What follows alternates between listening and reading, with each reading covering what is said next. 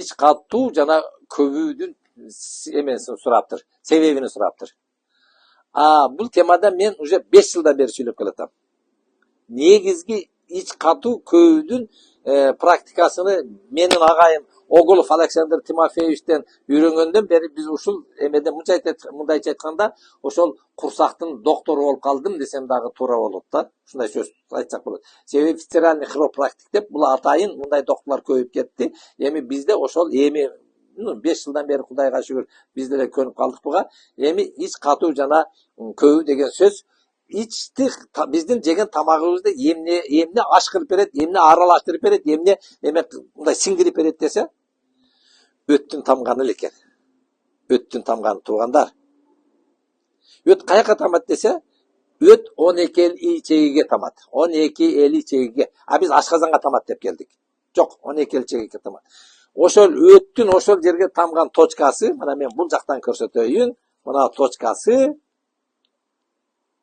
при стрессовом состоянии, кыргызчасы, сен ачууланганда, жинденгенде, кыжырданганда, дене кысылып калып отуруп, мына тешикти жаап койдуң. Мына. Жаап койгондон кийин канчалык өт жакшы түшпөй калса, тамак сиңирүү процесси бузулуп, жанагы биохимиялык анализдер бузулуп, метаболизм деп коет, ошолор бузулуп, ичте катып калуу жана көпкөндүк пайда болот.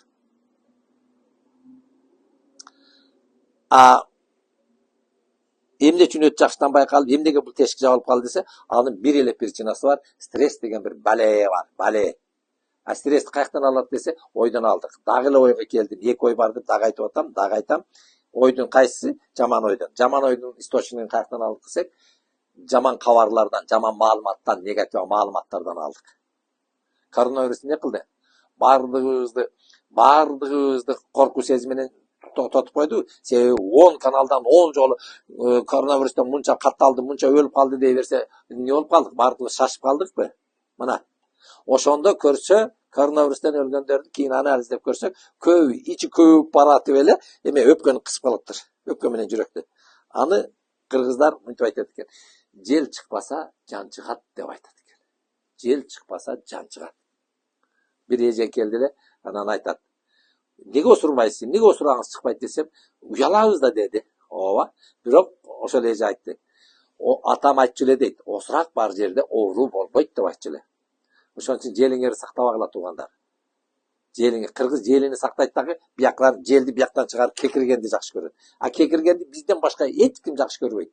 Алар бардыгы тарс осуруп жүрө берет. Дагы алкыл айтты деп бар жок сасытып осура бербеңер да.